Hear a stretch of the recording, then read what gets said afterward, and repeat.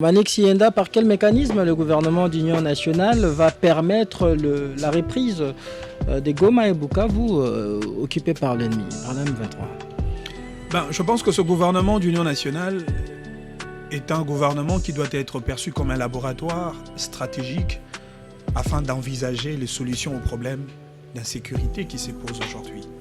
Ça veut dire que c'est un gouvernement qui aura le défi d'abord de 1, à mobiliser un peu plus le fonds pour accompagner l'armée congolaise. C'est un gouvernement qui aura la mission de restructurer l'armée pour assurer l'intégrité territoriale et garantir l'intangibilité de nos frontières. C'est un gouvernement qui aura pour la mission de restaurer la paix sur toute l'étendue du territoire national. Il est vrai, aujourd'hui, on a opté pour une méthode de flexibilité politique, la méthode de négociation et dialogue permanent. Mais il faut savoir une chose, la paix obtenue par la voie d'un dialogue ou d'une négociation est une paix temporaire. Mais une paix obtenue par la victoire de l'armée congolaise, c'est une paix durable.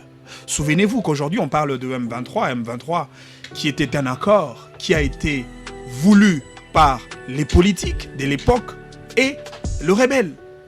Et aujourd'hui, on nous parle de la victoire d'un régime qui a défait le M23 en 2012, mais qui a obtenu à la République démocratique du Congo une paix temporaire. Parce que le M23, d'après ceux qui disent que le M23 a été défait, il a été défait par la voie d'un accord. Et donc aujourd'hui, nous avons plus besoin d'un gouvernement qui aura pour mission majeure la restauration de la paix sur toute l'étendue du territoire national. C'est-à-dire une paix négociée, pas une paix arrachée par la force. Nous devons imposer. Vous avez cité Kabila qui devra aussi intégrer ces gouvernements. Lui, Tshisekedi, responsabilise cette rébellion du M23. Tshisekedi ne responsabilise pas M. Joseph Kabila à la tête du M23 par effet des émotions politiques. C'est un fait, c'est une réalité. Nous sommes des Africains et de surcroît, nous sommes des Congolais. Et chez nous, au Congo, on dit « Soko monindoki, belelae ». Et c'est ce que fait le président de la République pour avertir l'opinion nationale. Si Joseph Kabila se considère comme un compatriote congolais, si Joseph Kabila a la capacité de taire ses divergences politiques, pour voir comment est-ce qu'on peut construire ces Congos qui aujourd'hui est à la merci des groupes rebelles. Pourquoi Joseph Kabila ne condamne pas la barbarie rwandaise?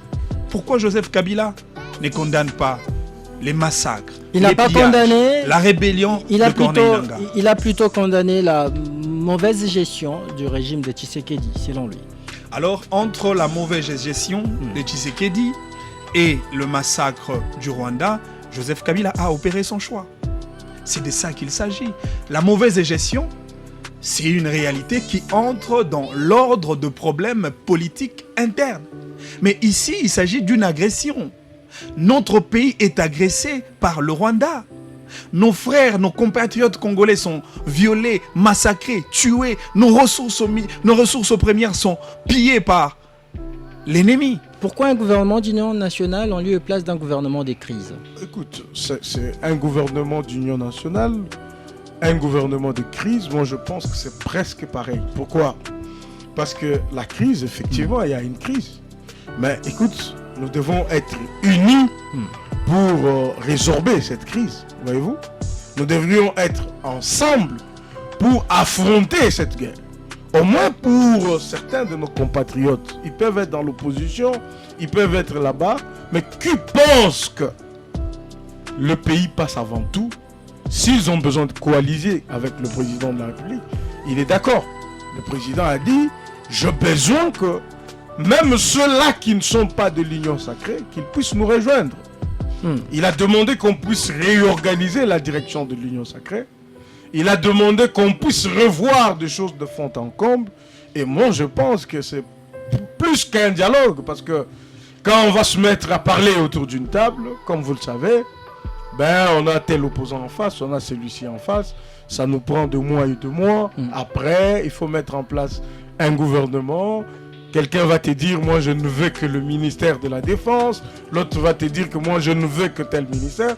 C'est comme ça que le chef, lui, en tant que garant du bon fonctionnement de notre pays, et des institutions et de tout ce qui va avec, en tant que symbole de l'unité nationale, eh ben, il lance cet appel à tous les Congolais pour que cela vienne et qu'ensemble, on mette en place un gouvernement de crise. Il y a deux cartes. Il y a la carte M23 qui insiste sur la condition majeure de brassage et mixage afin d'asseoir une politique d'encerclement de l'armée rwandaise au sein de notre pays pour que Kagame détienne les manettes afin de gérer tout celui qui deviendra président de la République en RDC. Ça, c'est la première carte. L'autre carte, c'est une carte politique. Joseph Kabila ne jure que par un coup d'État, par le renversement du régime de Félix Tshisekedi avant l'échéance électorale pointée à l'horizon 2028. Pourquoi? Parce que Kabila a compris que s'il va aux élections en 2028, il va perdre. S'il va aux élections en 2028, tout celui qui deviendra président de la République aura à la limite, d'après la conception de Kabila, les vétos de Félix Tshisekedi. C'est comme ça que pour Kabila, la fatalité politique est celle de conduire Nanga jusqu'à Kinshasa. Nanga va prendre le pouvoir, d'après eux. Nanga va assurer une transition, d'après eux. Nanga va organiser les élections et en fin de compte, Nanga va léguer le pouvoir à Joseph Kabila. C'est cela le plan. Parce qu'on parle de Joseph Kabila. Ouais. Joseph Kabila, lui, qui a lié principalement la mauvaise gouvernance de Tshisekedi à cette crise, à cette guerre. Moi, je comprends que Joseph était bien conseillé de rester calme et de ne pas parler. Il pouvait le faire toute sa vie. Ça lui aurait valu peut-être de l'or. Mais vous savez, hein, quand il ouvre sa bouche pour parler de la bonne gouvernance, Joseph Kabila, parler de droits humains, parler des arrestations, Joseph Kabila, les Congolais qui sont morts dans de fausses communes, ceux qui ont été assassinés dans des églises, les familles qui ont perdu leurs frères. Aujourd'hui, le verdict dans le dossier de Rossi Mukendi venait de sortir il y a à peine, je pense, 4 jours, où Madame Karine, qui est, je crois, Karine Lekesso, ouais, est condamnée à 15 ans de prison. Donc, 9 ans, on va dire, 7 ans après, il y a cette décision judiciaire qui arrive.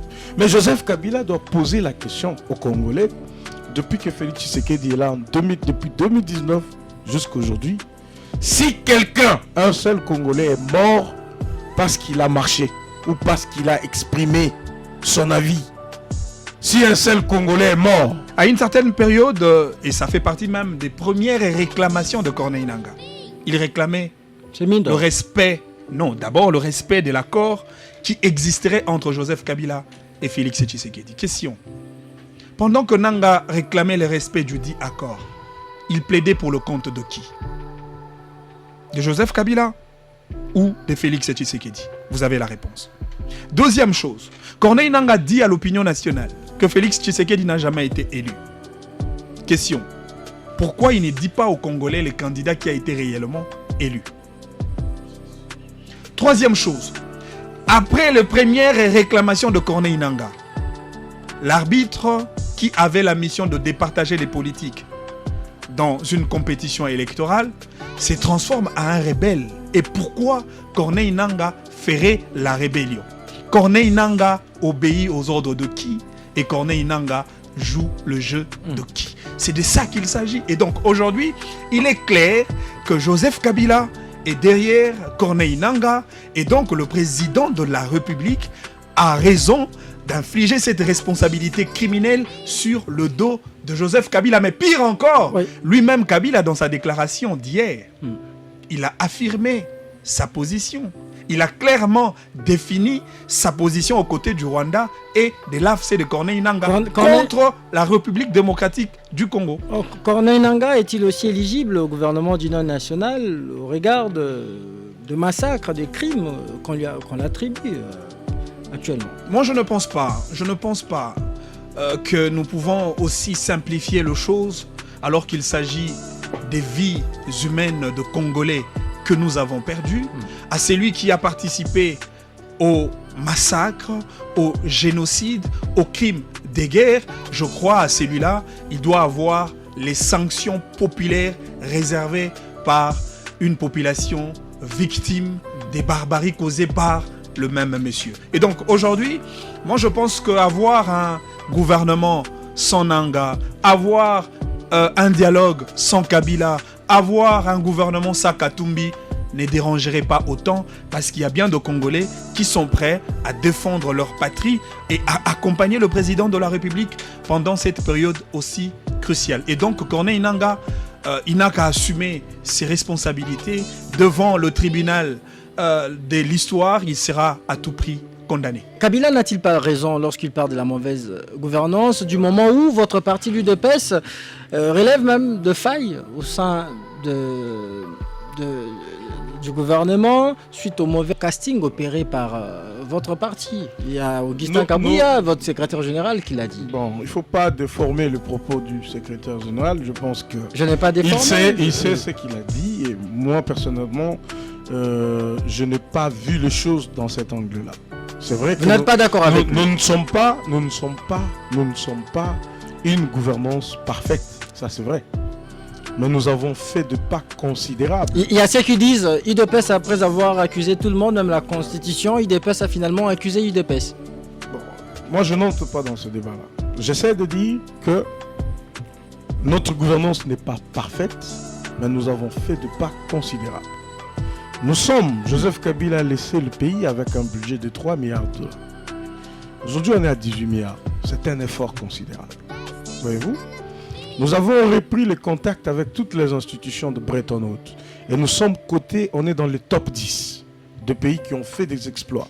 Quand le Bretton Woods parle, c'est qu'il y a le FMI, il y a la Banque mondiale, il y a la BAD et tout. Donc toutes les grandes organisations internationales félicitent la gouvernance de la RDC. Pendant l'époque de Joseph Kabila, 15 milliards de dollars étaient empochés par deux personnes. Donna Cavacel. S'il vous plaît, je ne rappelle pas de Bloomberg, je ne rappelle pas Panama Papers. Tout ça, c'est théorique. Je ne rappelle pas tout ça. Non, c'est pas théorique. C'est théorique parce que c'est pas théorique. Il y a des indicateurs.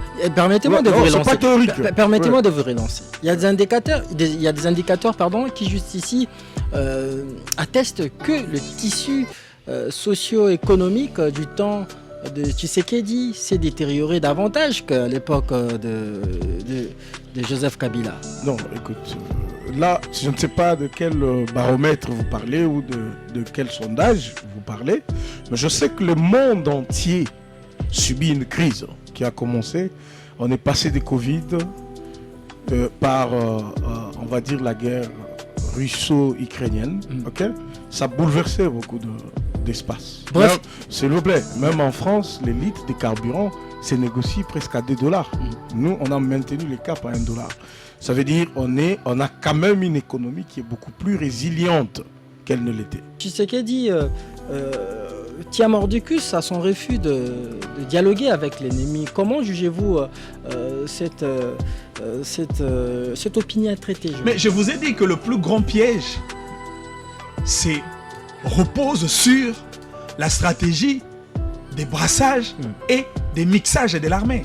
Ça veut dire que si Tshisekedi accepte de coaliser avec le M23, on va intégrer tous ces militaires rwandais qui sont dans le M23 au sein de l'armée congolaise. Et du coup, l'armée congolaise sera composée essentiellement par des militaires rwandais, et cela va permettre à M. Paul Kagame d'asseoir sa politique d'encerclement. Ça veut dire même si Joseph Kabila vient comme président de la République, du moment où l'armée est déjà infiltrée et composée par des éléments rwandais, c'est toujours Paul Kagame qui tient le manette, et c'est toujours Paul Kagame qui peut se décider sur la survie de notre pays, autant pour le président de la République. Alors, il refuse de dialoguer, mais le rapport de force militaire n'est pas en sa faveur, Tshisekedi. Il ne combat aussi pas. Non, mais le rapport de force, vous savez, il est vrai, le président de la République l'a dit, qu'il y a eu beaucoup de problèmes au sein de l'armée.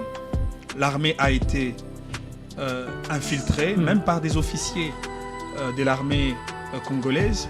Mais cela n'exclut pas la possibilité de restructurer cette armée. J'aimerais bien. Ce qui revient pour le président de la République d'appuyer ou de s'appuyer sur le levier diplomatique pour gagner le temps. Parce qu'il est vrai, on peut obtenir une paix temporaire par la voie diplomatique. Mais dans les 2 ans qui restent, le président de la République peut organiser son armée. Nous aurions bien voulu, comme je l'avais dit à l'entame de cette émission, avoir sur ce plateau également les communicateurs du PPRD qui nous ont malheureusement brandi leur indisponibilité. Moi, je voulais qu'on insiste sur le problème de Joseph Kabila. Je vois que vous voulez nous amener ailleurs. Parce que c'est ça le conflit. Vous comprenez qu'il n'y a pas de contradiction. Non, mais ils On aurait bien voulu avoir. Oui, les gens du PPRD ont raison de fuir.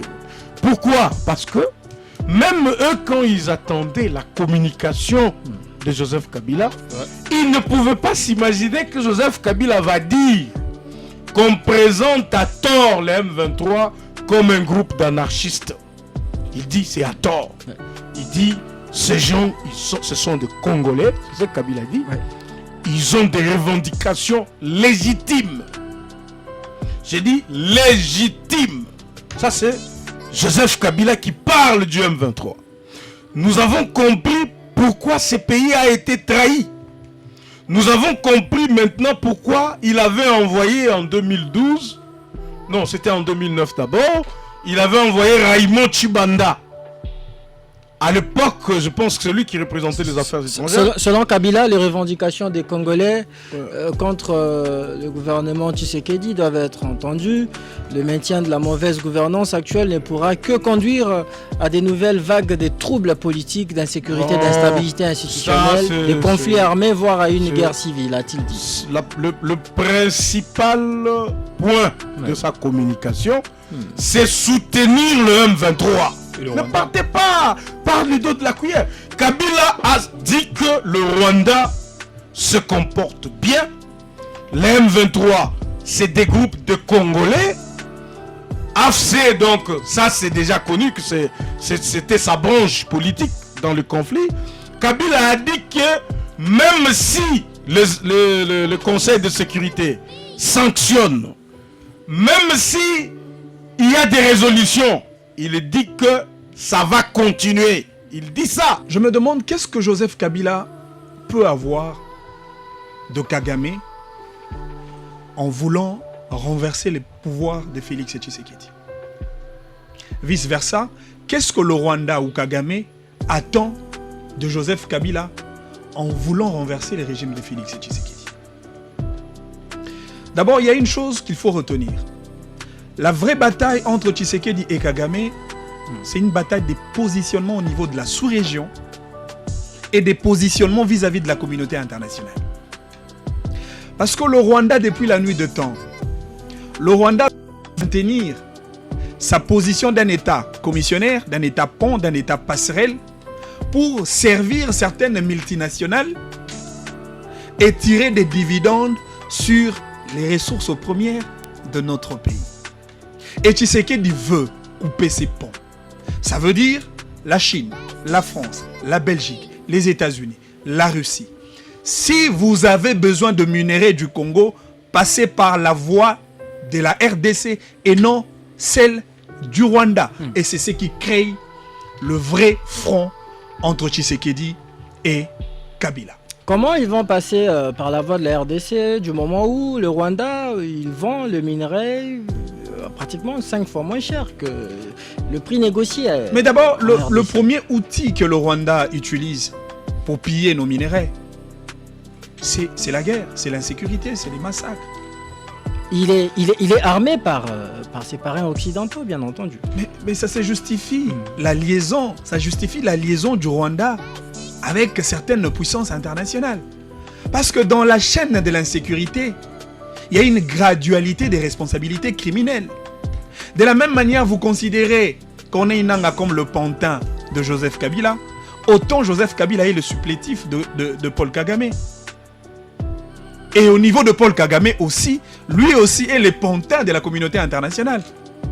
C'est une gradualité des responsabilités.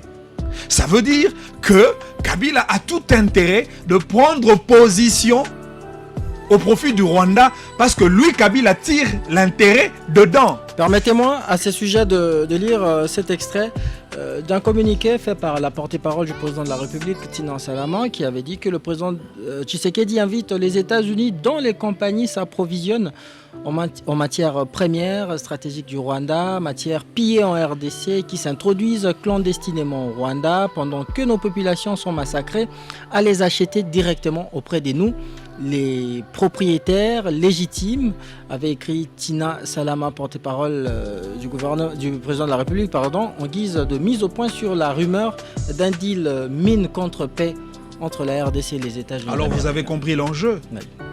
Je vous ai dit, c'est une question de positionnement. Et donc Tshisekedi a tout de même accepté de brader nos minerais pour... Non mais pas du tout. D'ailleurs, le président Tshisekedi fait preuve de la résilience. Et pourquoi il devient la cible de l'ennemi? C'est parce qu'il dit non. Parce que les richesses, d'après le président Tshisekedi, les richesses du Congo appartiennent aux Congolais. Comment répondez-vous à cette opinion qui pense que Tshisekedi, il bombe les torses, il refuse de dialoguer parce qu'il sait qu'il a une issue qui lui permettrait de revenir en position de force.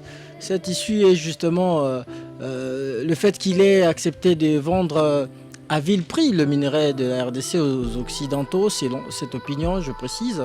Et aussi, il savait bien que les sanctions contre Kigali viendraient. Écoute, Félix Tshisekedi est droit dans ses bottes. Depuis le début jusqu'à aujourd'hui, il avait promis aux Congolais que je vais vous offrir un Congo dépourvu de la domination rwandaise. Il l'avait dit. En fait, c'est que le président veut, c'est quoi? Le président ne veut pas qu'on trouve des solutions qui, demain, pourront faire qu'on retombe encore dans une guerre. Genre, on signe, on s'entend avec des Rwandais, vous prenez ça et nous prenons ceci. Demain, ça fera encore un problème parce que certains Congolais pourront résister. C'est comme ça que le président dit non, je ne parle pas avec vous. Vous êtes M23, vous êtes AFC. Votre chef, c'est Kagame lui-même. Je veux le voir, pas pour faire des concessions, mais pour lui dire pourquoi tu es déterminé à envahir mon pays. Et le président l'a dit à quiconque voudrait l'entendre. Vous savez, la prise de Goma, dans la stratégie politique, c'est un autre monde. Vous voyez? Mais c'était un grand piège dans lequel Kagame est tombé. Ils sont arrivés jusqu'à Goma. Non mais il faut dire que Kagame, voilà. En ces moments même, nous réalisons cette émission, Kagame, il pille allègrement les richesses de la RDC. Bien sûr, ces minéraux au niveau du trésor américain sont classés de minéraux de sang. Vous voyez, l'Union européenne, vous venez de lire ça tout à l'heure, ils ont appelé à ne plus jamais se procurer, même à leur société. C'est comme ça que nous sommes en droit en tant que gouvernement légitime de dire à ces sociétés qui allaient recourir au Rwanda que venez chez nous. Merci de qui sommes le vrai propriétaire. Nous allons vous envoyer au ministère de Mines. Vous allez remplir de papiers. Vous allez faire ce qu'il faut faire. Et vous allez vous en procurer. Comme les autres sociétés se comportent dans le Lualaba, au Katanga et ailleurs. Vous savez, lorsqu'on parle du dialogue, M. Moses, ne perdez pas de vue d'établir un décalage entre le dialogue en temps de paix et le dialogue en temps de guerre. En temps de guerre, le dialogue demande un degré de responsabilité, des sérieux, des animateurs politiques au niveau du pays. Et donc, on ne peut pas, en temps de guerre, passer tout notre temps en cédant aux caprices des uns et des autres, en voulant perdre le temps en mettant le point de vue de tout un chacun sur la table. Ce qui est beaucoup plus important, c'est d'abord d'être d'accord sur la posture de l'ennemi. Se mettre d'accord que le Rwanda est un ennemi commun.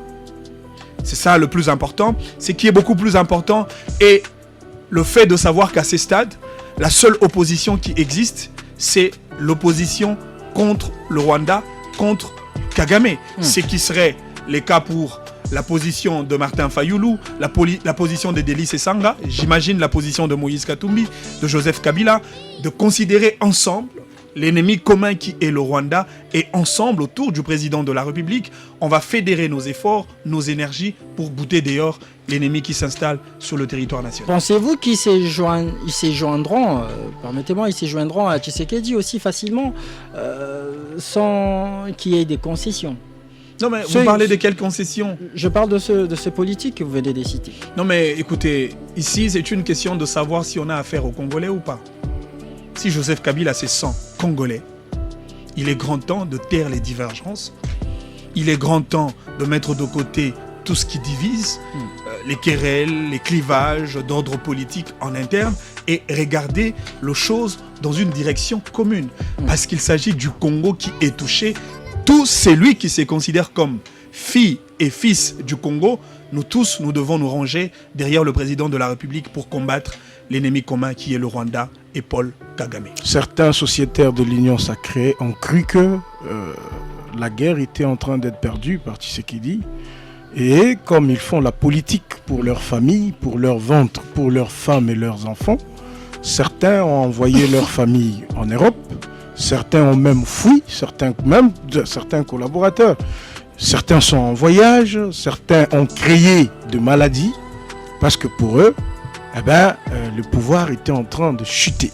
Certains d'ailleurs ont de liens avec des rebelles, des criminels du M23 et des RDF. Les services sont en train justement de se battre là-dessus. Et donc, c'est ça la classe politique que nous avons. Les gens refusent de se battre pour leur pays. Les gens refusent de se battre pour sauver ceux qui sont de meilleurs, leur nation. Les gens courent après des postes parce que pour eux, si par exemple les terroristes arrivaient à Kinshasa, certains cherchaient déjà comment avoir des contacts, comment ils pourront redevenir de ministres, comment ils peuvent devenir de mandataires. Parce que pour eux, la nation congolaise, on peut la vendre pourvu qu'eux aient des fonctions à assumer. Il est DG, il est ministre, ainsi de suite. Et le président l'a remarqué. Comme nous autres aussi, on le remarque. Vous avez vu depuis le début de cette guerre jusqu'à aujourd'hui, nous sommes là à parler. Mais vous avez l'impression qu'il n'y a plus personne qui parle au nom du pouvoir. Il n'y a presque personne, pas assez de gens qui prennent leur courage avec le demain, qui sont à la télévision, qui sont à la radio, pour parler du pouvoir. Non. Le patriotisme l'emporte. Parce qu'on s'est dit parler de la nation. Parce que certains se disent, écoute, je peux parler, et demain, quand les autres vont arriver, et qu'est-ce que je deviendrai, et tout. Comme si la guerre était destinée à Tshisekedi. La guerre, le président l'a si bien dit, ce n'est pas une guerre qui m'est faite. Ce n'est pas une guerre qui m'est adressée, parce qu'elle ne commence pas aujourd'hui. Les ennemis de notre pays veulent diviser notre pays. Ils veulent balkaniser notre pays. Donald Kabassil, vous savez pertinemment bien, ces personnes que Tshisekedi incrimine pour leur silence aussi coupable, leurs bases, leurs fiefs naturels sont occupés par les M23. Ils ont des investissements là-bas. Alors garder silence n'est pas une sorte de sagesse pour leur part. Non mais écoute, vous ne pouvez pas garder silence alors que votre maison est brûlée. Vous ne gardez pas silence alors que vos enfants sont violés. Vous ne gardez pas silence parce que ce n'est pas au nom de sauver l'investissement. L'investissement ou je ne sais pas quoi qu'on aura. C'est pour ça que je parle qu'on doit en principe nous dépasser. On doit quitter nos intérêts personnels pour la nation. Et parce que moi je ne vois pas, nous autres ici, comme vous le savez, on n'a pas été ministre, DG, ni quoi que ce soit. Mais on se bat au péril de notre vie parce que je sais que demain, si jamais ces criminels, c'est d'ailleurs une hypothèse impossible, arriver, nous sommes des cibles. Mais nous, on le fait pour notre pays. Vous voyez?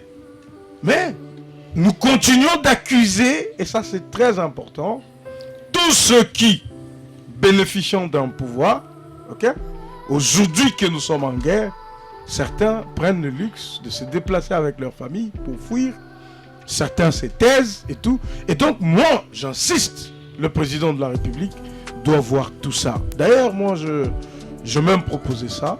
Il fallait vérifier quelles sont les personnalités, si mandataires, je sais pas quoi, qui sont en fuite. Il faut les répertorier. Ils peuvent avoir menti, je pars faire X, Y situation, mais il faut déjà les répertorier. Parce que pendant ce temps, on a besoin de personnes au front.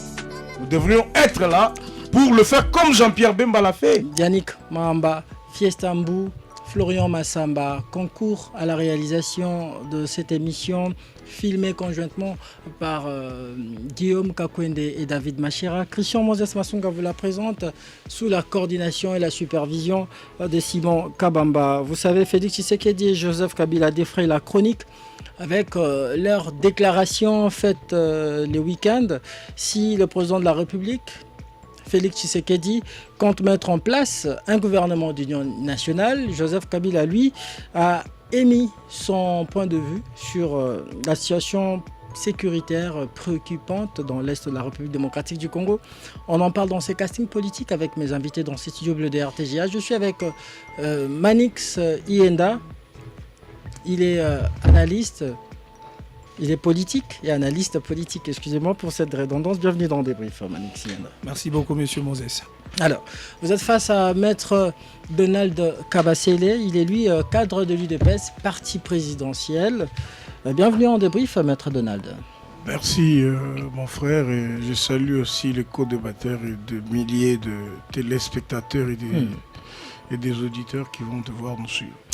Nous avions bien voulu avoir dans ces studios de RTGA un communicateur du PPRD, malheureusement. Tous nos efforts sont restés vains.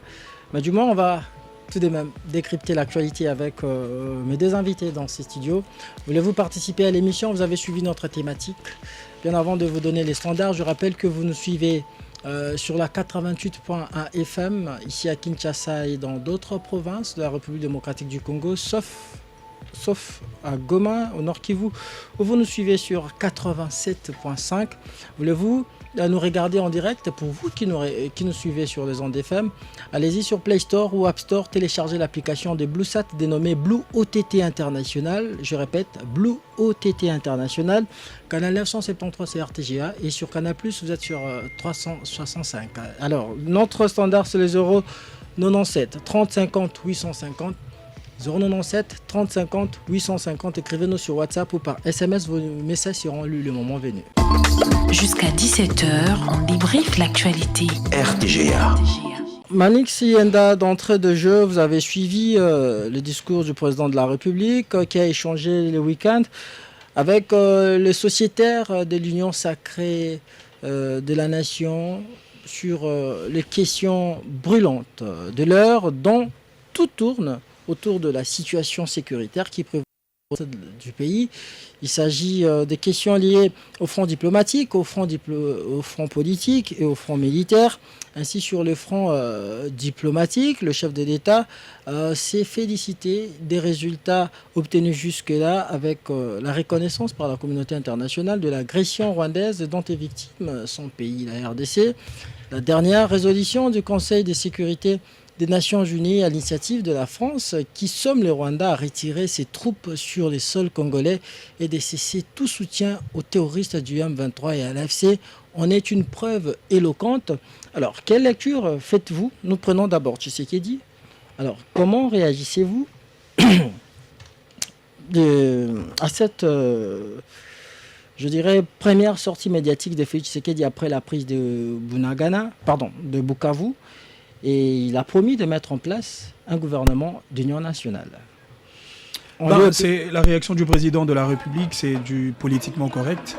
Mais occasion faisant le larron, le président de la République a été également sincère, tout en décriant la passivité de certains acteurs de l'union sacrée de la nation qui restent taiseux, silencieux et qui n'agissent pas eu égard à cette agression qui inquiète la quiétude nationale. Et donc je crois que c'était une responsabilité politique d'un chef qui rappelle à sa troupe le devoir sacré de défendre la patrie. Et suite à ces silences coupables de certains sociétaires de l'Union sacrée, Tshisekedi a promis de changer la direction de sa plateforme politique, l'Union sacrée de la nation. Vous savez, dans la gestion de l'État, au-delà du principe de la continuité de l'État, au-delà du principe de la redevabilité, il y a aussi un autre principe, celui de l'adaptabilité. À ce stade, on doit adapter la gestion de l'État eu égard au contexte de l'ère. Nous sommes dans une phase de guerre et donc il faut avoir un gouvernement de guerre. Il faut avoir des hommes et femmes, des situations pour vaincre l'ennemi qui est en face de nous. Et donc, il est tout à fait normal que les tirs soient réajustés et que le président de la République, autour d'une grande valeur cardinale qui est celle de l'unité nationale, parce que dans ce gouvernement, on va intégrer les énergies de l'opposition politique, celles de la société civile, ensemble avec ceux qui pactisent déjà avec le président de la République dans le cadre de l'Union sacrée de la nation. On va constituer un même gouvernement pour bouter dehors l'ennemi qui s'installe sur les territoires congolais. Promettre un gouvernement d'union nationale bien avant un consensus avec toute la classe politique, c'est là ne pas mettre la rue devant le bœuf. Je pense que le président de la République a ses approches, il a sa méthodologie, il a sa manière de voir les choses. Déjà même, lorsqu'on parle de l'Union sacrée, les formats de l'Union sacrée de la nation en tant que vision, en tant que credo, en tant que valeur politique, ça n'a pas été le cas pour certains de mouvements politiques que nous avions connus sous Joseph Kabila. Et donc, aujourd'hui, lorsqu'on parle du dialogue, en réalité, on est déjà en plein dialogue.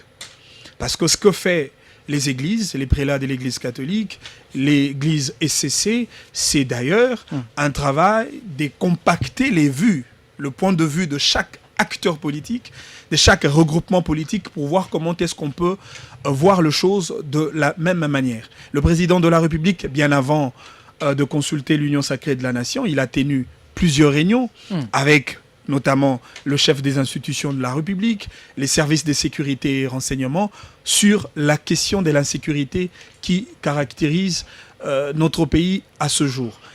Vous savez, lorsqu'on parle du dialogue, M. Moses, ne perdez pas de vue d'établir un décalage entre le dialogue en temps de paix et le dialogue en temps de guerre.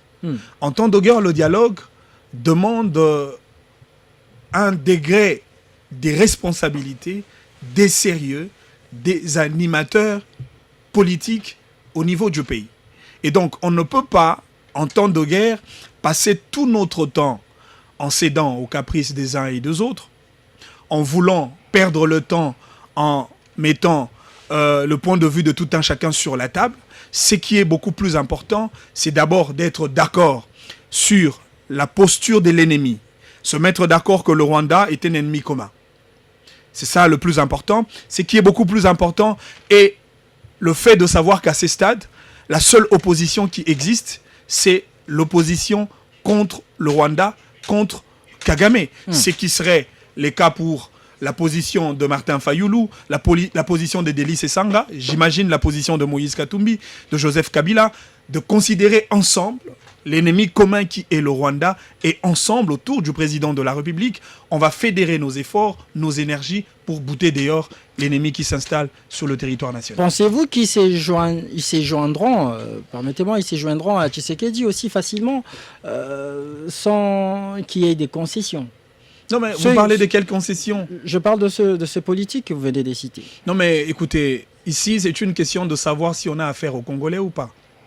Si Joseph Kabila se sent congolais, il est grand temps de taire les divergences. Il est grand temps de mettre de côté tout ce qui divise, les querelles, les clivages d'ordre politique en interne, et regarder les choses dans une direction commune. Parce qu'il s'agit du Congo qui est touché. Tout celui qui se considère comme fille et fils du Congo, nous tous, nous devons nous ranger derrière le président de la République pour combattre l'ennemi commun qui est le Rwanda et Paul Kagame. Merci Manix Yenda, je vous redonne la parole. Donald Kabasele, vous avez suivi le chef de l'État qui a appelé à la mobilisation générale, bien qu'il a émis son inquiétude sur le manque d'engagement général, notamment sur l'appel à l'enrôlement de jeunes dans l'armée. Alors, Félix Tshisekedi, il a promis un gouvernement. Il a promis un gouvernement d'union nationale. Pourquoi un gouvernement d'union nationale en lieu et place d'un gouvernement des crises? Merci, merci de la parole. Donc, le président de la République avait raison effectivement d'avoir ses troupes en face et de parler avec eux, comme venait de le dire tout à l'heure mon frère. Le regret, parce que je commence par là avant d'arriver à ta question qui est celle de savoir pourquoi un gouvernement d'union nationale. Notre classe politique nous offre ce qu'elle a de meilleur. C'est, comme vous avez vu, les gens mettent les dynamismes de la politique partout. Certains sociétaires de l'Union sacrée ont cru que la guerre était en train d'être perdue par Tshisekedi. Et comme ils font la politique pour leur famille, pour leur ventre, pour leurs femmes et leurs enfants, certains ont envoyé leur famille en Europe, certains ont même fui, certains collaborateurs. Certains sont en voyage, certains ont créé de maladies, parce que pour eux, le pouvoir était en train de chuter. Certains d'ailleurs ont de liens avec des rebelles, des criminels du M23 et du RDF. Les services sont en train justement de se battre là-dessus. Et donc, c'est ça la classe politique que nous avons. Les gens refusent de se battre pour leur pays. Les gens refusent de se battre pour sauver ce qu'ils ont de meilleur, leur nation. Les gens courent après des postes parce que pour eux, si par exemple les terroristes arrivaient à Kinshasa, certains cherchaient déjà comment avoir des contacts, comment ils pourront redevenir de ministres, comment ils peuvent devenir de mandataires. Parce que pour eux, la nation congolaise, on peut la vendre, pourvu qu'eux aient des fonctions à assumer. Il est DG, il est ministre, ainsi de suite. Et le président l'a remarqué. Comme nous autres aussi, on le remarque. Vous avez vu, depuis le début de cette guerre jusqu'à aujourd'hui, nous sommes là à parler. Mais vous avez l'impression qu'il n'y a plus personne qui parle au nom du pouvoir. Il n'y a presque personne, pas assez de gens qui prennent leur courage avec le demain, qui sont à la télévision, qui sont à la radio, pour parler du pouvoir. Non. Le patriotisme l'emporte. Parce qu'on s'est dit parler de la nation. Parce que certains se disent, écoute, je peux parler, et demain, quand les autres vont arriver, et qu'est-ce que je deviendrai, et tout, comme si la guerre était destinée à Tshisekedi. La guerre, le président l'a si bien dit, ce n'est pas une guerre qui m'est faite. Ce n'est pas une guerre qui m'est adressée, parce qu'elle ne commence pas aujourd'hui. Les ennemis de notre pays veulent diviser notre pays, ils veulent balkaniser notre pays, ils veulent nous amputer de parties de notre pays. Et c'est ça la lutte, c'est que le Congo ne doit pas être indépendant. Le Congo ne doit pas être entier dans ses frontières, pas du tout. Le Congo ne peut pas disposer de ses ressources minières. Le Congo ne peut rien décider sur son sol. C'est ça la lutte devant laquelle on est confronté. Donald Kabassil, vous savez pertinemment bien, ces personnes que Tshisekedi incrimine pour leur silence aussi coupable, leurs bases, leurs fiefs naturels sont occupés par les M23. Ils ont des investissements là-bas. Alors, garder silence n'est pas une sorte de sagesse pour leur part. Non, mais écoute, vous ne pouvez pas garder silence alors que votre maison est brûlée. Vous ne gardez pas silence alors que vos enfants sont violés. Vous ne gardez pas silence parce que c'est pas au nom de sauver l'investissement, l'investissement ou je ne sais pas quoi qu'on aura. C'est pour ça que je parle qu'on doit en principe nous dépasser. On doit quitter nos intérêts personnels pour la nation. Et parce que moi je ne vois pas, nous autres ici, comme vous le savez, on n'a pas été ministre, DG ni quoi que ce soit, mais on se bat au péril de notre vie parce que je sais que demain, si jamais ces criminels, c'est d'ailleurs une hypothèse impossible, arriver, nous sommes des cibles. Mais nous, on le fait pour notre pays. Vous voyez? Mais nous continuons d'accuser, et ça c'est très important, tous ceux qui, bénéficiant d'un pouvoir, ok, aujourd'hui que nous sommes en guerre, certains prennent le luxe de se déplacer avec leur famille pour fuir. Certains se taisent et tout. Et donc, moi, j'insiste, le président de la République doit voir tout ça. D'ailleurs, moi, je même proposé ça. Il fallait vérifier quelles sont les personnalités, si mandataires, je ne sais pas quoi, qui sont en fuite. Il faut les répertorier. Ils peuvent avoir menti, je pars faire X, Y situation, mais il faut déjà les répertorier. Parce que pendant ce temps, on a besoin de personnes au front. Nous devrions être là pour le faire comme Jean-Pierre Bemba l'a fait. Nous apprenons que Bahati Lukwebo... Comme moi-même je l'ai fait à Kananga, j'ai drainé de masse pour appeler les jeunes à s'enrôler. Vous voyez? Et tous ces gens sont silencieux et ça valait la peine que le président de la République leur dise, écoute, je comprends votre silence. Vous savez comment vous pouvez justifier ces silences, mais parce que le pays est en danger, parce que nous avons des opposants qui aident le pays, ça, je dois le dire avec... ce qu'a dit à plébisciter Bemba, Guy Loando, le ministre Liaou pour leur bravoure. Mais bien sûr, parce que le chef de l'État ne pouvait pas nous appeler à nous mobiliser contre l'agression. Non, ça devrait sortir de notre patriotisme.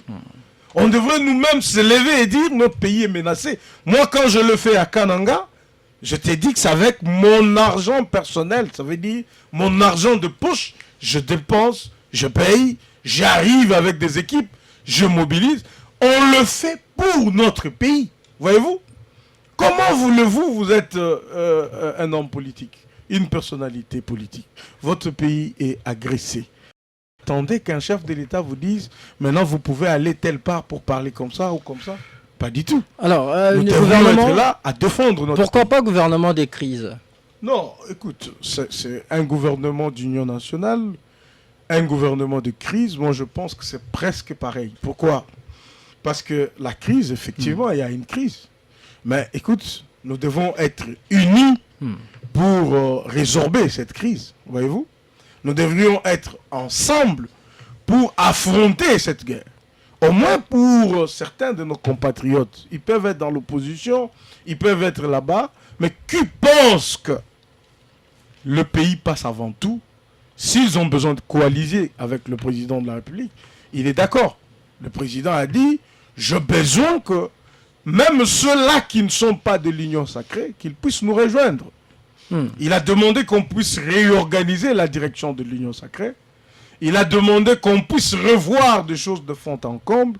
Et moi, je pense que c'est plus qu'un dialogue. Parce que quand on va se mettre à parler autour d'une table, comme vous le savez, ben, on a tel opposant en face, on a celui-ci en face. Ça nous prend 2 mois et 2 mois. Après, il faut mettre en place un gouvernement. Quelqu'un va te dire, moi, je ne veux que le ministère de la Défense. L'autre va te dire que moi, je ne veux que tel ministère.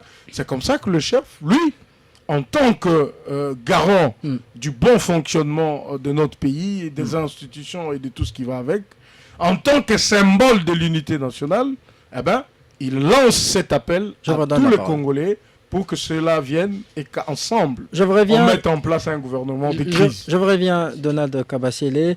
Manik Sienda, par quel mécanisme le gouvernement d'union nationale va permettre la reprise des Goma et Bukavu occupés par l'ennemi, par la M23? Je pense que ce gouvernement d'union nationale est un gouvernement qui doit être perçu comme un laboratoire stratégique afin d'envisager les solutions aux problèmes d'insécurité qui se posent aujourd'hui.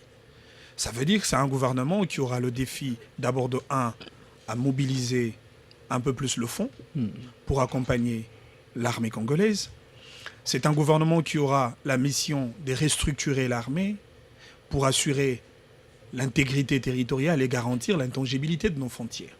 C'est un gouvernement qui aura pour la mission de restaurer la paix sur toute l'étendue du territoire national. Il est vrai, aujourd'hui, on a opté pour une méthode de flexibilité politique, la méthode de négociation et dialogue permanent.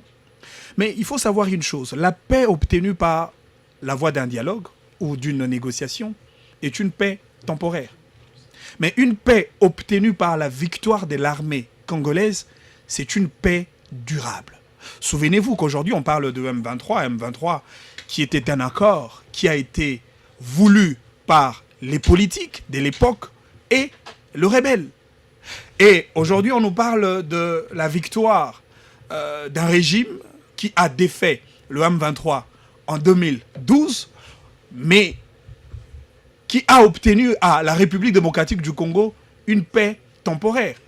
Parce que le M23, d'après ceux qui disent que le M23 a été défait, il a été défait par la voie d'un accord.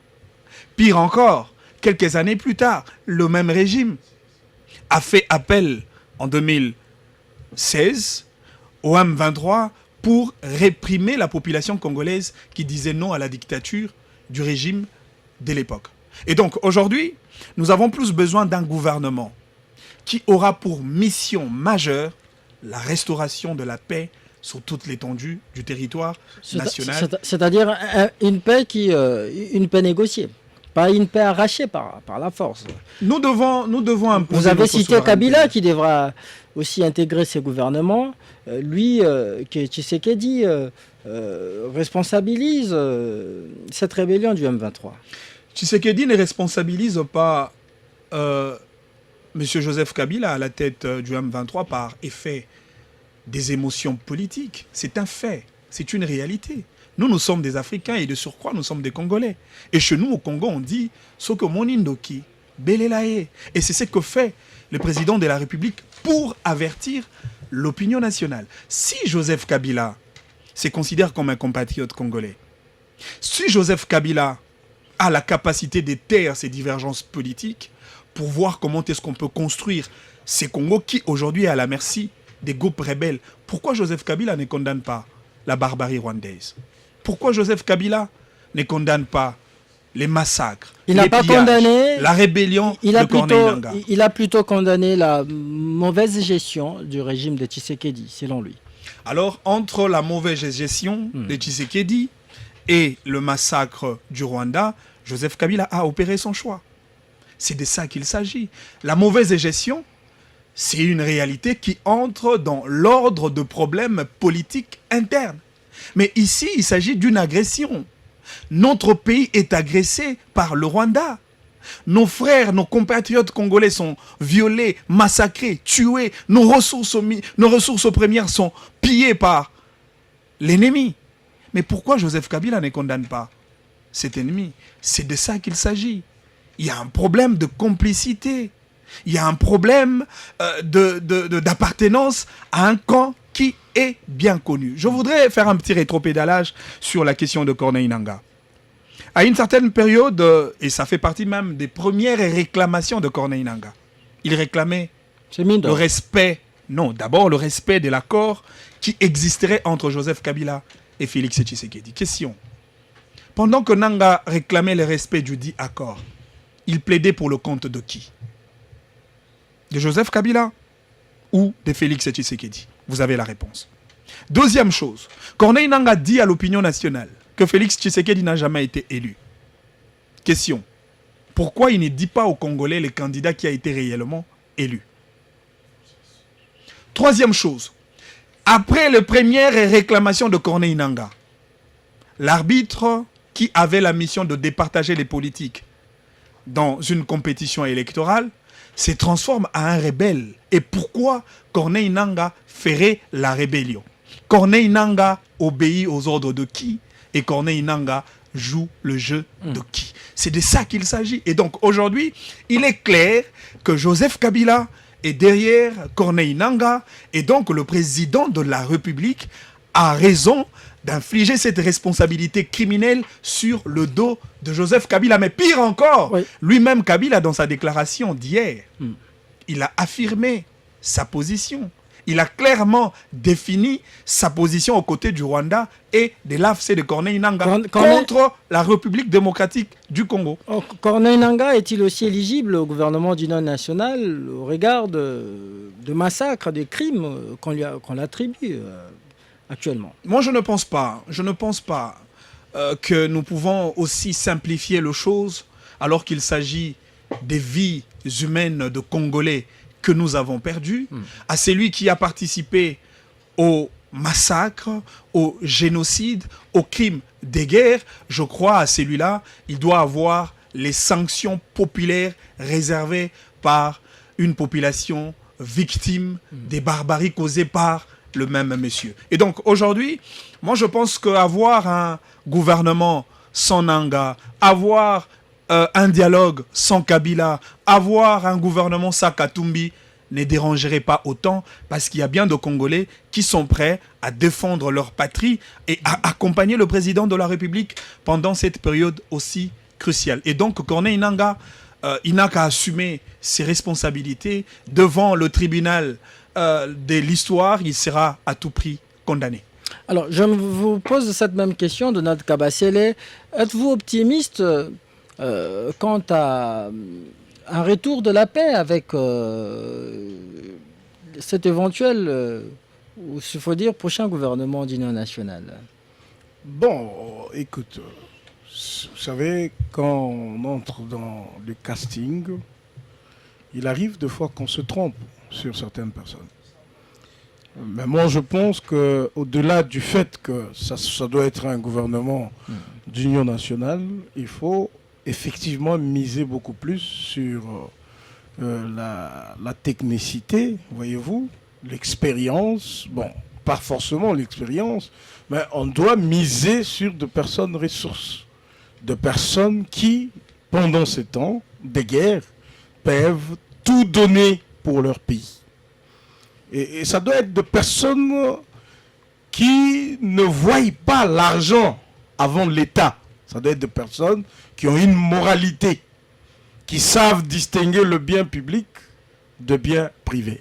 La politique et moi, je pense que ça nous aidera parce que dans un temps de guerre, vous vous rappelez, en France à l'époque, lors, je pense, de la guerre de 100 ans, vous vous rappelez de Jeanne d'Arc, vous voyez, entre la France et l'Angleterre.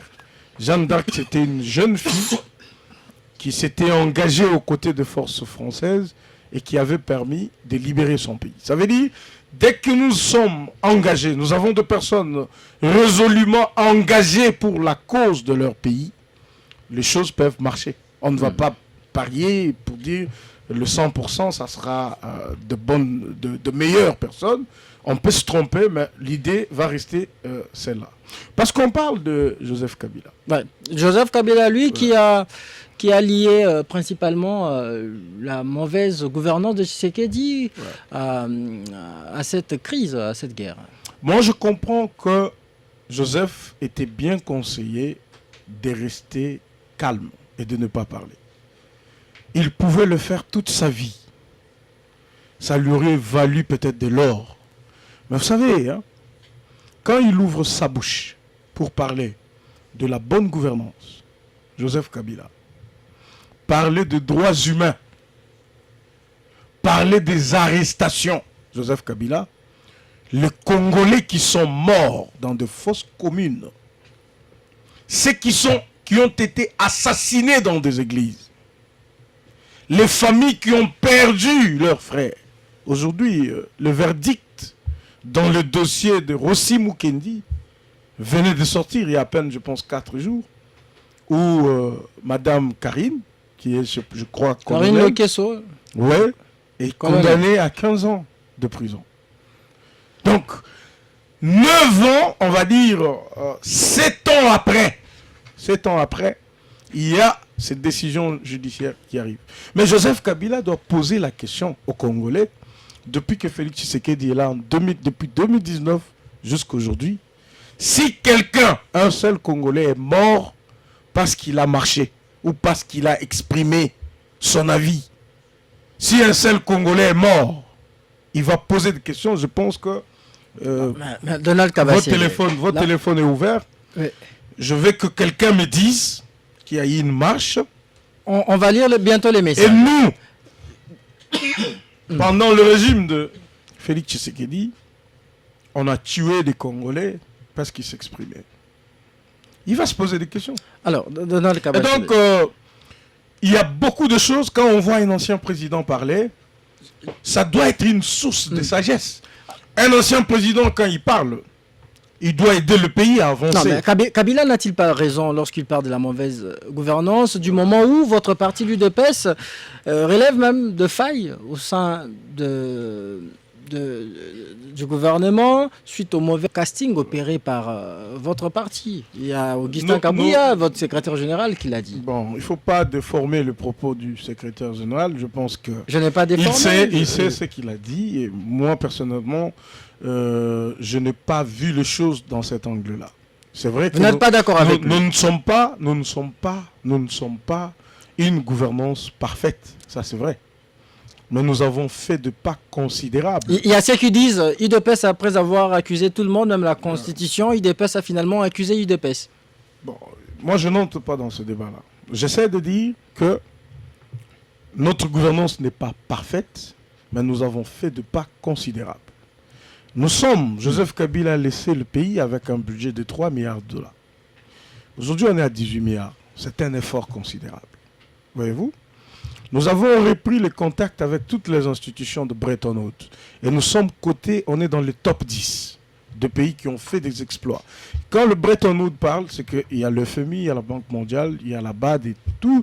Donc toutes les grandes organisations internationales félicitent la gouvernance de la RDC. Pendant l'époque de Joseph Kabila, 15 milliards de dollars étaient empochés par deux personnes. Donna Kabasele. S'il vous plaît, je ne rappelle pas de Bloomberg, je ne rappelle pas Panama Papers. Tout ça, c'est théorique. Je ne rappelle pas tout ça. Non, c'est pas théorique. C'est théorique parce que pas théorique. Il y a des indicateurs.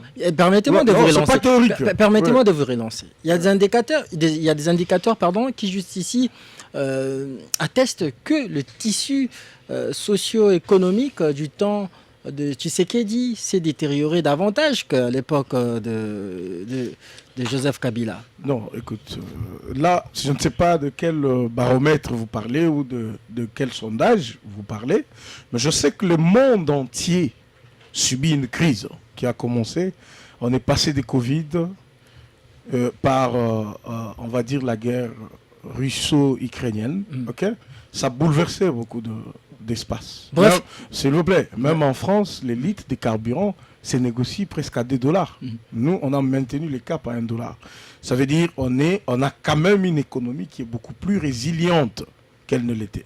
Donc, il y a beaucoup d'efforts considérables qui ont été fournis. Dans la lutte contre la corruption, par exemple, c'est vrai, on signale des scandales de corruption par-ci, par-là, mais si on peut bien regarder la marge de ces exactions, vous allez constater qu'il y a eu quand même une certaine évolution. Ça veut dire, si hier, on a détourné 15 milliards, aujourd'hui, on peut avoir sensiblement réduit ça, peut-être. Bref, Kabila n'a pas de leçons à donner. Pas surtout lui. Et puis, un ancien président, après avoir rendu des loyaux, on va qualifier ça comme ça, des loyaux services à ce pays, après que le pays lui ait tout donné, nous avons connu un carnage à Goma. Plus de 5000 de nos compatriotes sont morts. Aujourd'hui, Joseph Kabila dit que la position du Rwanda derrière les M23 est justifiée. Est justifiée. Le président, un ancien président de ces pays... Il a des données, Kagame, de ses responsabilités. S'il vous plaît. Il dédouane Kagame. Il dit, il ne faut pas regarder Kagame. Il faut regarder Tshisekedi. Quand le même Kagame se battait contre lui, il fallait regarder qui? Alors, Donna Kabasele. Et maintenant que Kabila a assumé sa responsabilité, si on peut le dire, peut-on dire qu'il est là en train de punir Félix Tshisekedi? Il va échouer parce que tout n'est pas que fruit de l'imagination. Dans ce monde de vivants, j'ai toujours appelé les dictons russes, ce dont le destin est de finir pendu ne se noie pas. Il n'est pas Dieu, Kabila. Il a tout fait pour détruire ce pays. Il a tout fait pour détruire ce pays. Le Congo n'est pas sa propriété, pas du tout. Le Congo est pour les Congolais. Kabila, c'est une personne qui passe.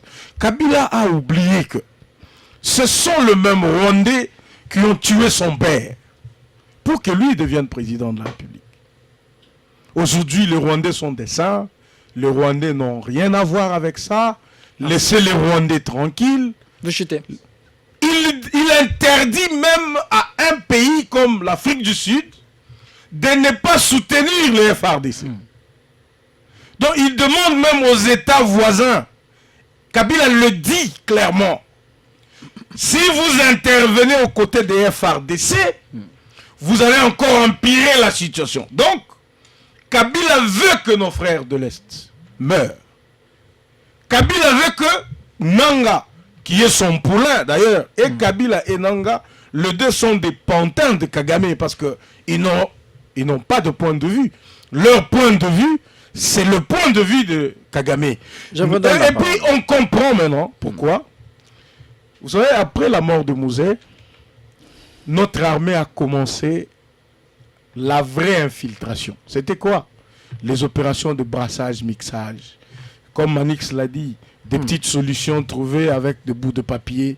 On fait des contrats, on dit, vous pouvez gérer 50% de l'Est, vous pouvez gérer tel commandement. Je comprends que c'était sciemment que Joseph Kabila était en train de le faire. Et aujourd'hui que Tshisekedi a arrêté de financer les 66 millions de dollars qu'on versait régulièrement au Rwanda, eh bien, Kabila sort de son silence. Et je veux que les Congolais réagissent. Qu'un ancien président dise, on lui pose des questions sur le massacre. On lui dit, on a massacré la population. Il dit, il ne faut pas voir le Rwanda dans ça. Ce sont des Congolais qui se battent. Merci. Ça, c'est Joseph Kabila. Et si vous ne comprenez pas, je pense que Joseph Kabila est en déphasage avec ces cadres qui sont ici. Je ne pense pas que c'est le point de vue de Chadari. Je ne pense pas que c'est le point de vue de tous nos frères du PPRD. Je vous redonne la parole, Donald Kabila. Alors ils ont compris qui est Joseph Kabila. Permettez-moi de vous interrompre. Nous aurions bien voulu, comme je l'avais dit à l'entame de cette émission, avoir sur ce plateau également les communicateurs du PPRD qui nous ont malheureusement brandi leur indisponibilité. Continuez à nous envoyer vos messages au 097 30 50 850, 097 30 50 850. Vous qui nous suivez sur les ondes FM, je rappelle, vous avez cette possibilité de nous regarder en direct à partir de votre smartphone. Téléchargez l'application des BlueSat, dénommée Blue OTT International. Blue OTT International, canal 973 CRTGA sur Canal+. Vous nous suivez sur 365. Alors, Manix Yenda, Joseph Kabila qui trouve que les revendications de M23 sont légitimes. Comment Tshisekedi compte s'en passer? Moi, je crois que la position de Kabila est beaucoup plus claire. Parce que Kabila a choisi déjà son camp. Je veux vous présenter quelques hypothèses des réflexions. Et ensemble, on va tirer des conséquences. Je me demande qu'est-ce que Joseph Kabila peut avoir de Kagame en voulant renverser les pouvoirs de Félix Tshisekedi. Vice-versa, qu'est-ce que le Rwanda ou Kagame attend de Joseph Kabila en voulant renverser les régimes de Félix Tshisekedi? D'abord, il y a une chose qu'il faut retenir. La vraie bataille entre Tshisekedi et Kagame, c'est une bataille des positionnements au niveau de la sous-région et des positionnements vis-à-vis de la communauté internationale. Parce que le Rwanda, depuis la nuit de temps, le Rwanda va maintenir sa position d'un État commissionnaire, d'un État pont, d'un État passerelle, pour servir certaines multinationales et tirer des dividendes sur les ressources premières de notre pays. Et Tshisekedi veut couper ses ponts. Ça veut dire la Chine, la France, la Belgique, les États-Unis, la Russie. Si vous avez besoin de minerais du Congo, passez par la voie de la RDC et non celle du Rwanda. Et c'est ce qui crée le vrai front entre Tshisekedi et Kabila. Comment ils vont passer par la voie de la RDC du moment où le Rwanda, ils vend le minerai pratiquement 5 fois moins cher que le prix négocié. Mais d'abord, le premier outil que le Rwanda utilise pour piller nos minerais, c'est la guerre, c'est l'insécurité, c'est les massacres. il est armé par ses parrains occidentaux, bien entendu. Mais ça se justifie. La liaison, ça justifie la liaison du Rwanda avec certaines puissances internationales. Parce que dans la chaîne de l'insécurité, il y a une gradualité des responsabilités criminelles. De la même manière, vous considérez Corneille Nangaa comme le pantin de Joseph Kabila, autant Joseph Kabila est le supplétif de Paul Kagame. Et au niveau de Paul Kagame aussi, lui aussi est le pantin de la communauté internationale. C'est une gradualité des responsabilités. Ça veut dire que Kabila a tout intérêt de prendre position au profit du Rwanda parce que lui, Kabila, tire l'intérêt dedans. Permettez-moi à ce sujet de lire cet extrait d'un communiqué fait par la porte-parole du président de la République, Tina Salama, qui avait dit que le président Tshisekedi invite les États-Unis dont les compagnies s'approvisionnent en matière première stratégique du Rwanda, matière pillée en RDC, qui s'introduisent clandestinement au Rwanda pendant que nos populations sont massacrées, à les acheter directement auprès de nous. Les propriétaires légitimes, avait écrit Tina Salama, porte-parole du président de la République, en guise de mise au point sur la rumeur d'un deal mine contre paix entre la RDC et les États-Unis. Alors vous avez compris l'enjeu. Oui. Je vous ai dit, c'est une question de positionnement. Et donc Tshisekedi a tout de même accepté de brader nos minerais pour... Non mais pas du tout. D'ailleurs, le président Tshisekedi fait preuve de la résilience. Et pourquoi il devient la cible de l'ennemi? C'est parce qu'il dit non. Parce que les richesses, d'après le président Tshisekedi, les richesses du Congo appartiennent aux Congolais. Et donc aujourd'hui, vous allez comprendre qu'il y a pratiquement deux cartes. Il n'y a pas seulement les États-Unis, il a même étendu l'offre à l'Union européenne. Laissez-moi continuer d'abord dans ma logique de réflexion, sinon je vais me perdre. Allez-y. Il y a deux cartes. Il y a la carte M23 qui insiste sur la condition majeure de brassage et mixage afin d'asseoir une politique d'encerclement de l'armée rwandaise au sein de notre pays pour que Kagame détienne les manettes afin de gérer tout celui qui deviendra président de la République en RDC. Ça, c'est la première carte. L'autre carte, c'est une carte politique. Joseph Kabila ne jure que par un coup d'État, par le renversement du régime de Félix Tshisekedi avant l'échéance électorale pointée à l'horizon 2028. Pourquoi? Parce que Kabila a compris que s'il va aux élections en 2028, il va perdre. S'il va aux élections en 2028, tout celui qui deviendra président de la République aura à la limite, d'après la conception de Kabila, les vétos de Félix Tshisekedi. C'est comme ça que pour Kabila, la fatalité politique est celle de conduire Nangaa jusqu'à Kinshasa. Nangaa va prendre le pouvoir, d'après eux. Nangaa va assurer une transition, d'après eux. Nangaa va organiser les élections et en fin de compte, Nangaa va léguer le pouvoir à Joseph Kabila. C'est cela le plan. Non mais comment Kabila peut revenir aux affaires alors que la Constitution ne lui a permis de gérer le pays deux fois consécutivement? Non mais justement, parce que s'il procède par un coup d'État, okay, toutes les logiques de la Constitution vont tomber. La Constitution va tomber justement. S'il procède par le coup d'État, au moins il sait que par la voie des élections, la question du Rwanda va surgir. Parce qu'aucun citoyen congolais peut jeter son dévolu sur Joseph Kabila comme candidat président de la République, tout en sachant que Kabila a été complice avec le Rwanda. Vous savez que le sujet rwandais est l'un des sujets les plus sensibles. L'un des sujets qui dérange le peuple congolais et dans le contexte électoral, ça ne passera pas. Tshisekedi tient mordicus à son refus de dialoguer avec l'ennemi. Comment jugez-vous cette opiniâtreté? Mais je vous ai dit que le plus grand piège repose sur la stratégie des brassages et des mixages de l'armée.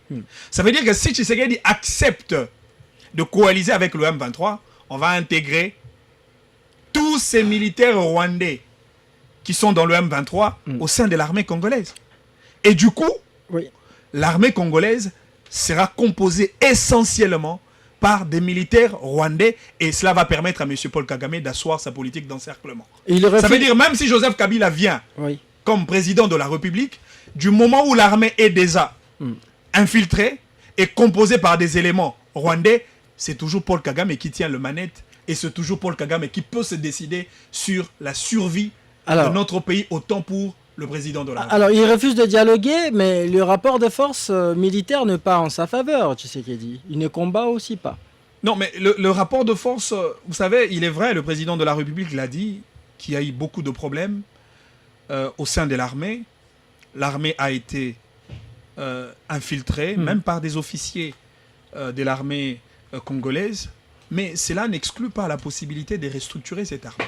Je reviens. Ce qui revient pour le président de la République d'appuyer ou de s'appuyer sur le levier diplomatique pour gagner le temps, parce qu'il est vrai, on peut obtenir une paix temporaire par la voie diplomatique, mais dans les 2 ans qui restent, le président de la République peut organiser son armée. Alors, Donald Kabasele, le président, comme l'a dit Manix, a relevé des traîtrises au sein de l'armée. Mais pourquoi n'y a-t-il eu toujours pas de sanctions du moment où des villes sont tombées l'une après l'autre? Non, en temps de guerre, on ne se comporte pas de la même façon. Ça veut dire, vous ne vous réveillez pas un matin et vous commencez à sanctionner. Voyez-vous? On prend acte qu'effectivement, on voit, on constate un aveu de faiblesse. Que nous sommes infiltrés. Un aveu de faiblesse. Infiltrés, comme je vous ai rappelé tout à l'heure, depuis l'époque de Joseph Kabila. Ça se confirme de plus en plus, vous voyez? On comprend pourquoi Joseph Kabila était très amoureux de signer des choses, signer, et alors signer. Tout ça pour donner des avantages au Rwanda. Vous posez une question. Mais pourquoi le Rwanda persiste-t-il et tout? Pourquoi ça continue? C'est parce qu'au Rwanda, plus de 50% de ses ressources, de son budget, ne vient que des activités criminelles effectuées en République démocratique du Congo. Il y a des sociétés minières qui ne peuvent pas fonctionner si le Rwanda ne sait pas prendre illégalement des minéraux chez nous. Il faut aussi relever, parce que dans son sous-sol, le Rwanda n'a aucun minerai. Il faut relever aussi un aspect des choses. Le Rwanda est un pays pauvre qui ne survit aussi que de l'aide au développement. De l'aide au développement qui représente près de 50%. Oui. Nous, on s'est suffisamment émancipés. Vous voyez, nous avons un budget de 18 milliards dans lequel budget il n'y a pas une aide. On compte sur nos ressources propres, voyez-vous. Mais le Rwanda, 50% de ses ressources viennent de l'extérieur, principalement des États-Unis. Donc, un peu pour dire, mon frère, que moi, je voulais qu'on insiste sur le problème de Joseph Kabila. Je vois que vous voulez nous amener ailleurs. Parce que c'est ça le conflit. Vous comprenez qu'il n'y a pas de contradiction. Non, mais ils ont bien voulu avoir. Oui, les gens du PPRD ont raison de fuir. Pourquoi? Parce que même eux, quand ils attendaient la communication de Joseph Kabila, ils ne pouvaient pas s'imaginer que Joseph Kabila va dire qu'on présente à tort le M23 comme un groupe d'anarchistes. Il dit c'est à tort. Il dit ces gens, ce sont des Congolais, c'est ce que Kabila dit.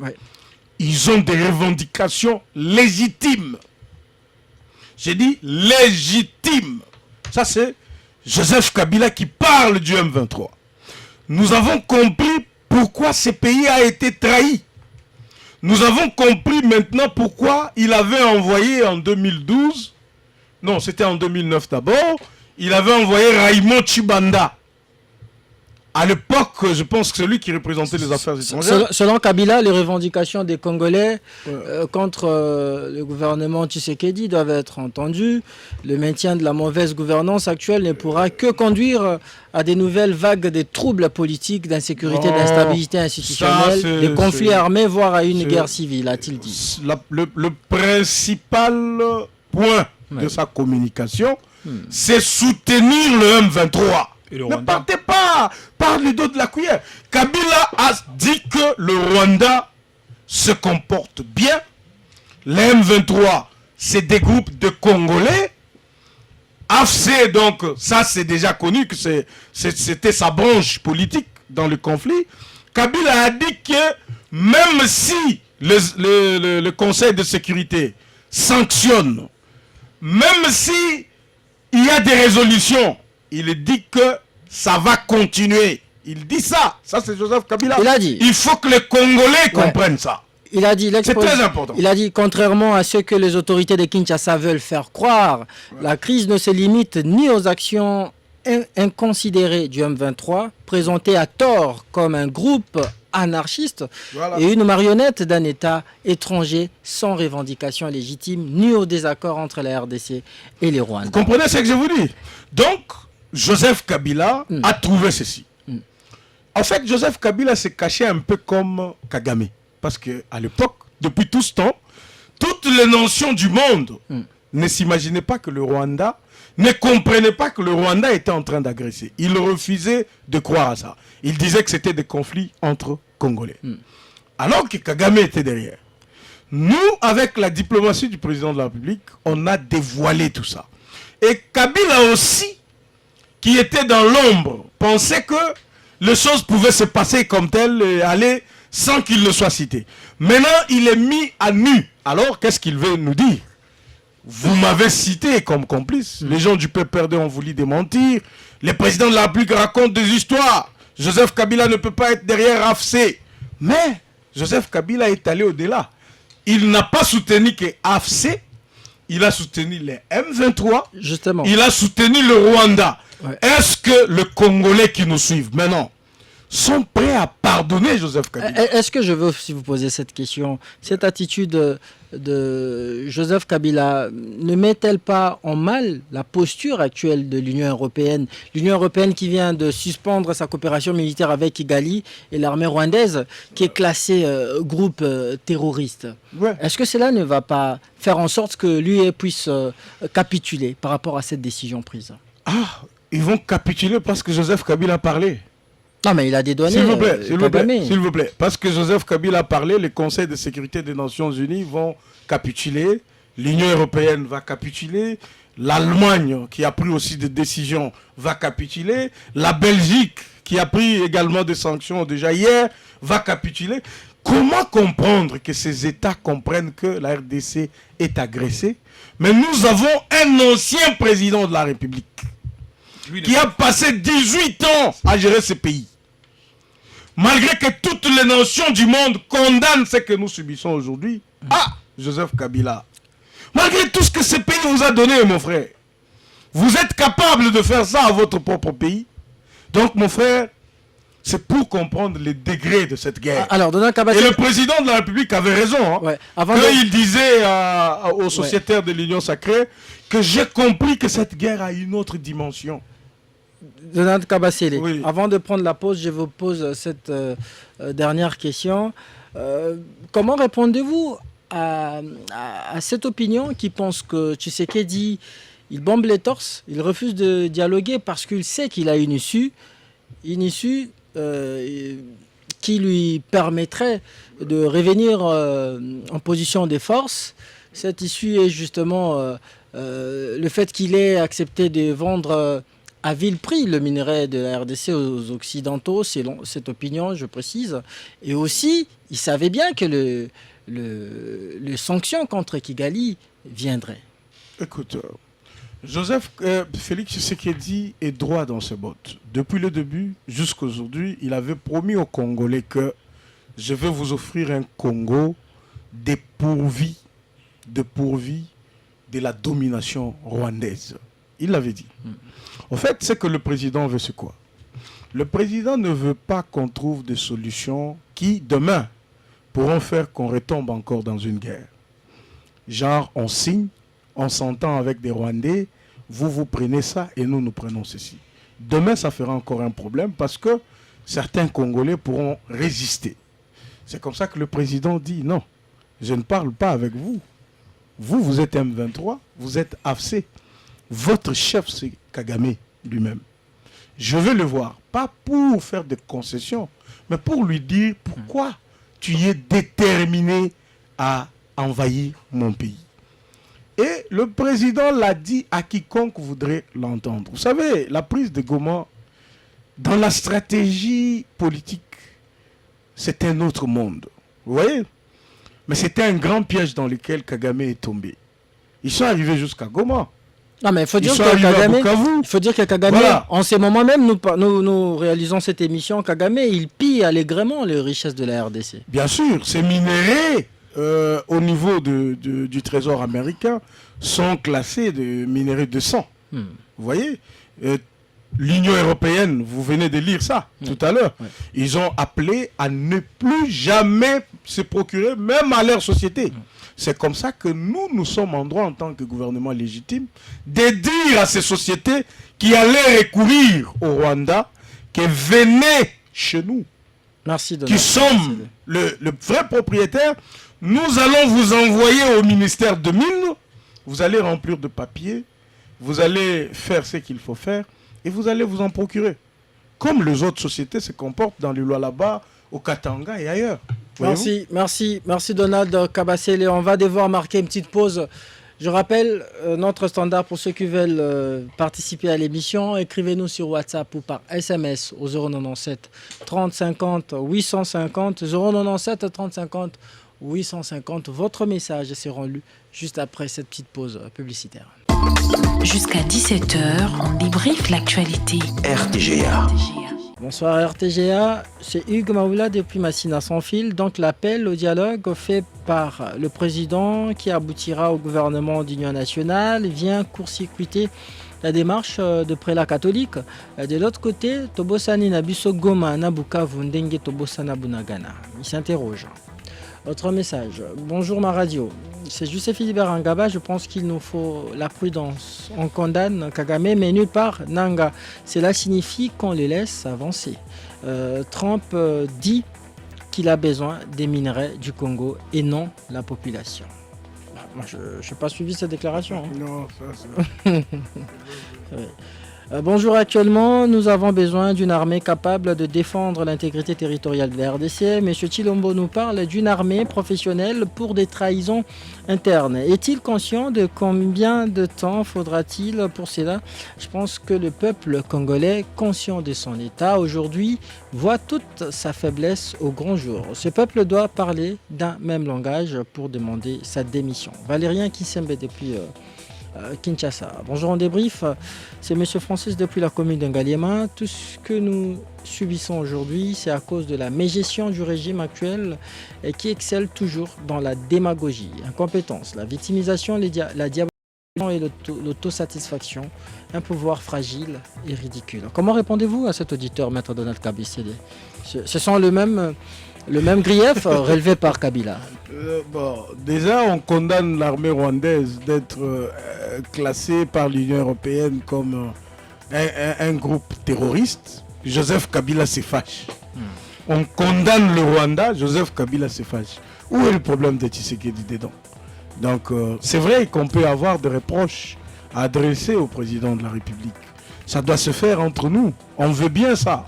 On ne veut pas que tout le monde soit de notre côté. On veut qu'on se critique, qu'on se dise de vérité en face. Mais quand on a un adversaire commun, nous devrions nous lier ensemble pour d'abord le bouter hors d'état, le mettre hors d'état de nuire et revenir entre nous. Le débat démocratique, il est permis. Bonjour, cher Moses. Que M. Kabasele nous réponde. Quand le président de la République entame le processus de la création d'un gouvernement d'union nationale, n'est-ce pas là emboîter le pas à ce que Kabila faisait en son temps et qui finissait par des débauchages, ce que l'UDPS en son temps décriait? Boris Borandaï depuis Gombe. Si Kabila le faisait pour débaucher des gens, Félix le fait pour la bonne cause. Il veut que ça soit solide, que nous soyons unis et que nous puissions tous regarder dans la même direction. Bonjour RTGA. Bravo à Kabila qui a dit la vérité comme un ancien magistrat suprême, mais il a respecté l'article 64 de la Constitution en faisant échec par ses dires à ces régimes qui violent la Constitution. La présence des sociétaires de l'Union dite sacrée devant son autorité morale, cela explique le rétropédalage de ce qu'il avait dit auparavant, que je ne suis pas là pour le partage des postes. Mais aujourd'hui, il promet les postes. C'est Roi David depuis Ngaliema. Autre message, bonjour RTGA, je regrette beaucoup de voir le pays entre des pères et des mères, mais incapable de donner des solutions aux besoins de peuple. Chilombo a la capacité de défendre ses amis, mais incapable de défendre la partie qui est menacée. Message de grand révolutionnaire depuis Menkao. Bonjour en débrief. Rossi Mukendi était tué pour barricade de la route au changement de la constitution et le 3e mandat de Joseph Kabila. Le régime d'aujourd'hui, ils sont encore tués. Il veut dire ils ont encore tué l'esprit de Rossi Mukendi en voulant changer la constitution. Kabila et Fachi sont... on ne fait pas de mots durs. Désolé, je ne sais pas le dire à l'antenne. Salut ma radio. Ce qui se passe entre Kabila et Félix ne nous concerne pas. Ce que nous voulons, Tshisekedi puisse récupérer Bukavu et Goma aux mains des rebelles. C'est Mitterrand depuis Njili. Bonsoir. Mon émission que Kabila déplore la mégestion des Fachi, c'est des bonnes guerres, mais dire que les M23 sont des Congolais avec des revendications légitimes et qu'ils ne sont pas soutenus par un État étranger est un non-sens indescriptible. Un long message que j'ai écourté, message non signé. Autre message, bonjour ma radio, que ce monsieur de l'UDPS arrête de mentir car avec le budget de 18 milliards dont il parle, et quelle est la part de la population à part ceux de l'Union du Sacré. Message de Alain depuis Bandundoville. Autre message, bonsoir RTGA, au moment où le pays est agressé, pourquoi Monsieur Cholet et sa bande viennent d'ajouter l'huile au feu. Cholet et sa bande ont un cœur. Message de Léon. On va lire deux, trois derniers messages. Bonjour TGA. Il est facile de voir les erreurs des autres. Il est aussi facile de critiquer les autres, mais parfois on est aveugle de voir ses propres erreurs. Il est difficile aussi de supporter les critiques des autres. Monsieur Kabassele, sachez que notre classe politique est pleine de médiocres. C'est Marc Amon Kali. Monsieur le journaliste, ce régime a échoué. Kabila est parti ici. Vous continuez à dire qu'on vous bloque. Bonjour ma radio. Juste une question à Donald Kabassele. Où sommes-nous en ce qui concerne les changements de la Constitution? Je crois que vous l'avez dit à la dernière émission. Bien sûr. Allez-y. Donc le changement de la Constitution, la révision de la Constitution, c'est des questions internes et qui liées à notre vie en tant que nation. Nous pouvons les aborder à tout moment, mais nous connaissons maintenant une agression qui s'est très accentuée, une guerre. On ne peut pas, pour l'instant, se concentrer à faire ça. On se concentre à finir la guerre. On revient, mais je vous ai dit que c'est un projet. Ça fera partie de nos politiques publiques et nous sommes prêts à le défendre. On lit le message de cet auditeur avant que vous concluiez. Bonjour, on débrief. Maintenant que le président a compris qui est avec lui et qui n'est pas avec lui, nous, le peuple congolais, sommes derrière lui, mais tout doit être revu car son régime est champion dans la mégestion. C'est maintenant qu'il faut finir avec la création et que les richesses du pays soient équitablement réparties. Le peuple souffre. Message de Tony Loboko.